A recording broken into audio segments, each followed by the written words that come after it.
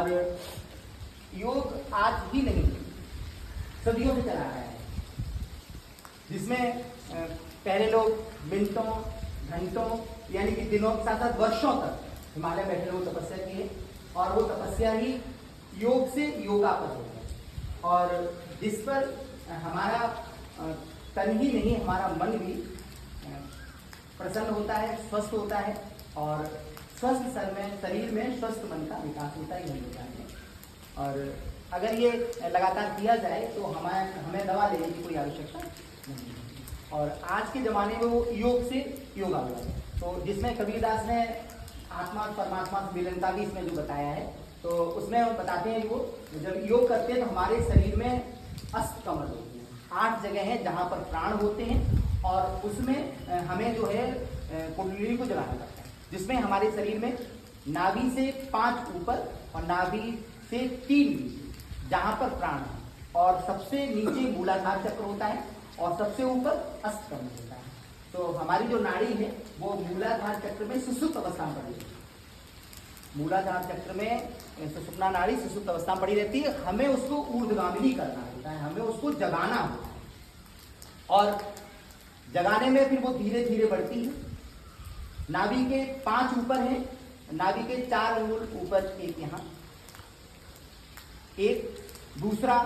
यहाँ, तीसरा यहाँ, चौथा यहाँ, और 5वां।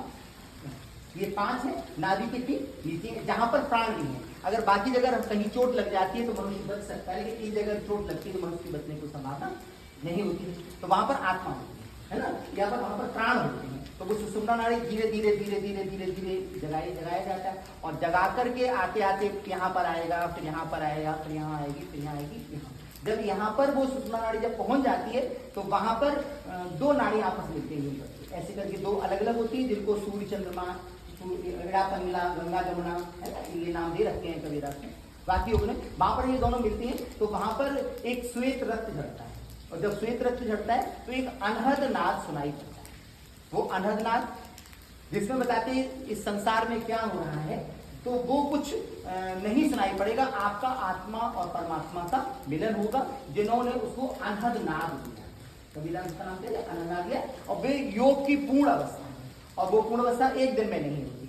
है ना। अच्छा, जब वहां पर हो जाते हैं तो फिर धीरे धीरे, जैसे एक बार क्या दोबारा में जैसे हम तपस्या योग की लीन में हम बैठते हैं, और धीरे धीरे धीरे धीरे होकर के वहां पर पहुंच जाते हैं, और पहुंच करके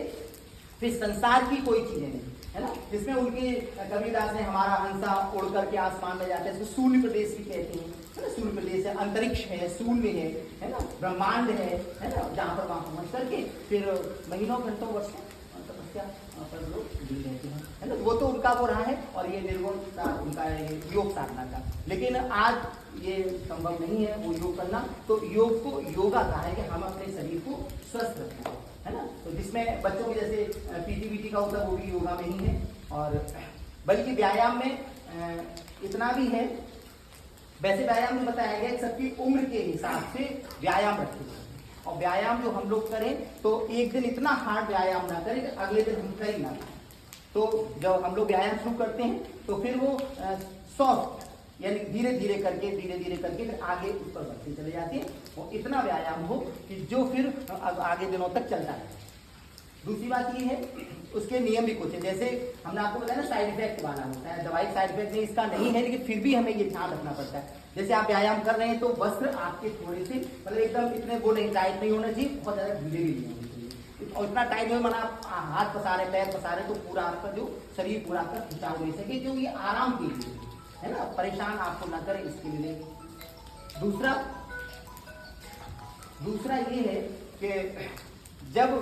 आप व्यायाम करें हल्के पेट होना चाहिए, आपको खाना नहीं खाना चाहिए, उसके तुरंत बाद आपको भोजन नहीं करना चाहिए, तुरंत जाकर के भोजन करें। पसीना है, पसीना सुखा करके आप कपड़े पहने, उसके बाद जाए, अगर पसीना आ रहा है आप सीधे कूलर में एसी पंखे चलेगी तो आप बीमार कर सकते हैं। इन चीजों पर ध्यान रखें। और यहाँ पर जो सूर्य नमस्कार है उसमें जो है